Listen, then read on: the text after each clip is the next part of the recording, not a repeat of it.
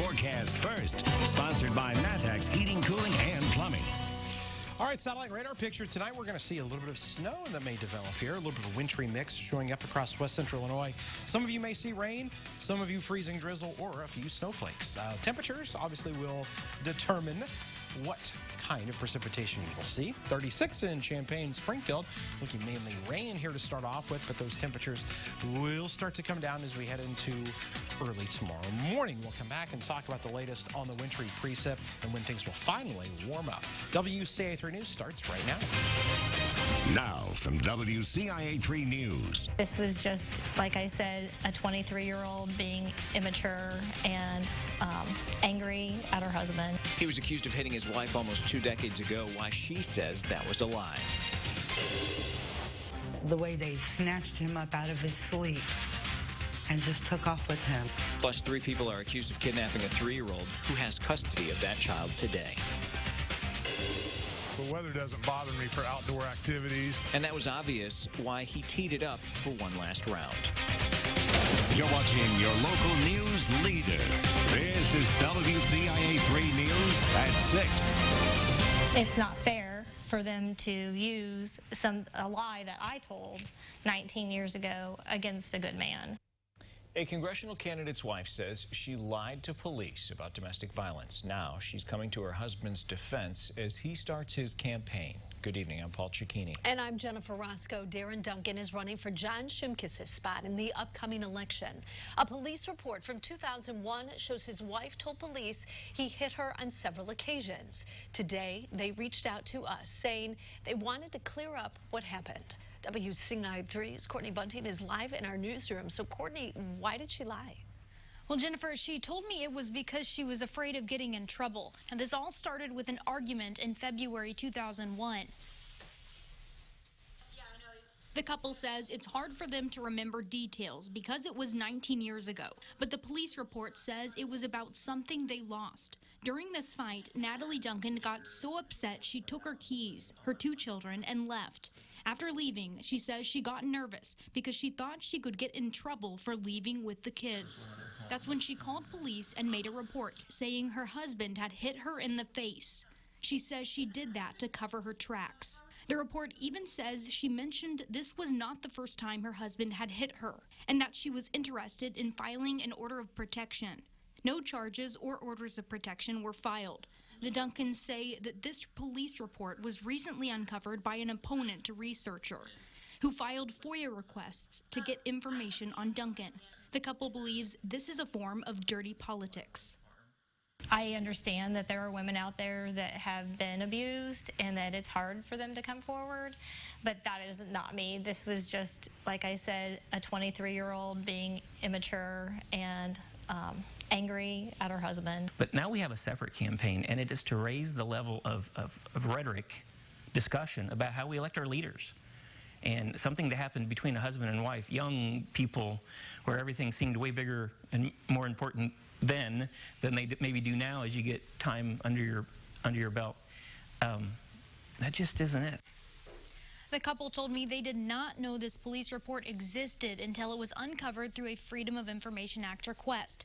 Darren Duncan currently works as the Vermilion County Treasurer. He says some of the FOIAs had to go through his office to be fulfilled. That's how he found out someone was looking into his background.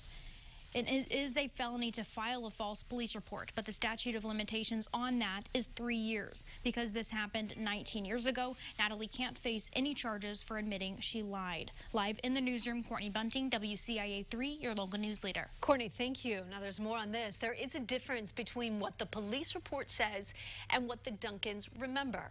They said Natalie called police the night of the argument and then mended things with her husband the next day. But the report says she called police almost a week later to talk about what happened. The Duncans said they can't explain why they remember differently from what the report says. To hear what one of Duncan's opponents had to say about this, as well as more information about an affidavit she filed, just go to our website, WCIA.com. We have new information tonight. 3 people suspected of kidnapping a 3-year-old from his grandmother were charged in court today. Furran Kelly, Heather Chula, and Paige Zumwald went to the grandmother's house Wednesday night, and police say they took him. Kelly is the father of the child. The 3-year-old was visiting from Missouri. The child's grandmother says Kelly hasn't seen him in more than a year after a custody battle. After the abduction, she's worried about her grandson visiting again.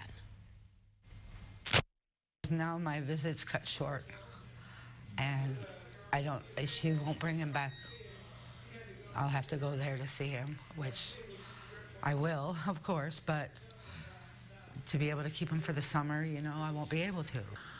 Kelly's bond is set at $50,000. He's been previously convicted of residential burglary, aggravated battery, and robbery. Chula and Zumwalt's bonds were set at $10,000.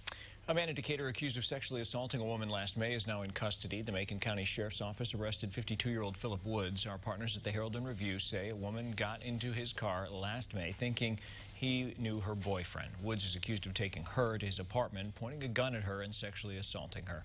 A sexual assault kit sent to state police matched Woods. He's charged with aggravated criminal sexual assault with a weapon. There's a new push to make the Equal Rights Amendment the 28th Amendment to the U.S. Constitution. The official deadline for ratification passed decades ago, but Attorney General Kwame Raoul joined Nevada and Virginia in the rallying call that it should still be in effect. WCIA 3's Cole Hankey has the story. When Illinois ratified the Equal Rights Amendment in 2018, it was the culmination of a 46-year fight for Dr. Sally Pacranzio and her fellow activists. We consider ourselves the land of Lincoln. We lived in Mr. Lincoln's hometown, and it never occurred to me as a young woman that the General Assembly would not pass it. Pacranzio started advocating for the Equal Rights Amendment in Springfield in 1972. She knew her fight wasn't over when Illinois passed it. 38 states have ratified the amendment, which guarantees equal rights regardless of sex, so it is not yet the law of the entire land. It has no effect on any law cases that cross states, and also one's rights should not be a function of your zip code. Attorney General Kwame Raoul is joining Nevada and Virginia to try and change that. The 3 attorneys general filed a lawsuit to make the ERA the 28th Amendment to the U.S. Constitution. Making the ERA a constitutional amendment would open the door for more cases of gender discrimination to be tried in court, according to the president of National Organization for Women, Laura Welch. The states were forced to sue because the ratification deadline passed in 1979, but Pacranzio believes it will still be recognized. She didn't give up on Illinois, so she won't give up on the country. I have a friend, she and I were in our 30s at that time. We said we weren't going to die until it got passed. It would mean a great deal to me personally and professionally.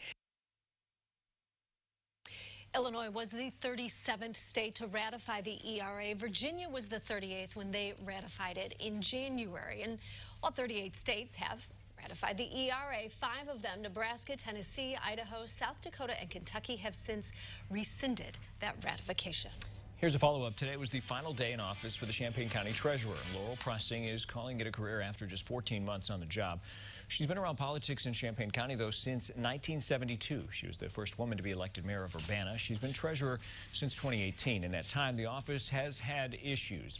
Among them, late tax notices and school payments. It's also been the subject of a Target 3 investigation for failing to acknowledge proper payment of property taxes and erroneously selling the delinquent taxes of a home in Thomasboro.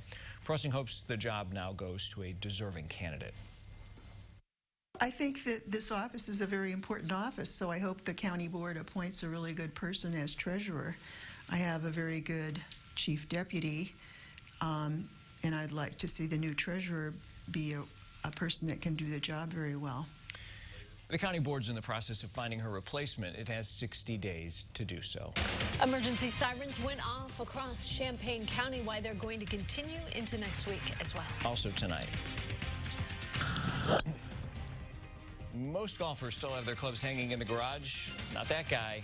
Why, he got them out despite the cold, and there might be some snow on the course. Could see a little bit more of that as we head into early tomorrow morning. Tonight, though, not a whole lot in Danville on our Roofing Dog Island. Flooring America camera, 38 and 30. Starting to go back above average by a few degrees. Wintry mix coming in. We'll look at that and how we're going to be nearing a record high at some point this weekend before the temperatures take another drop. Coming up.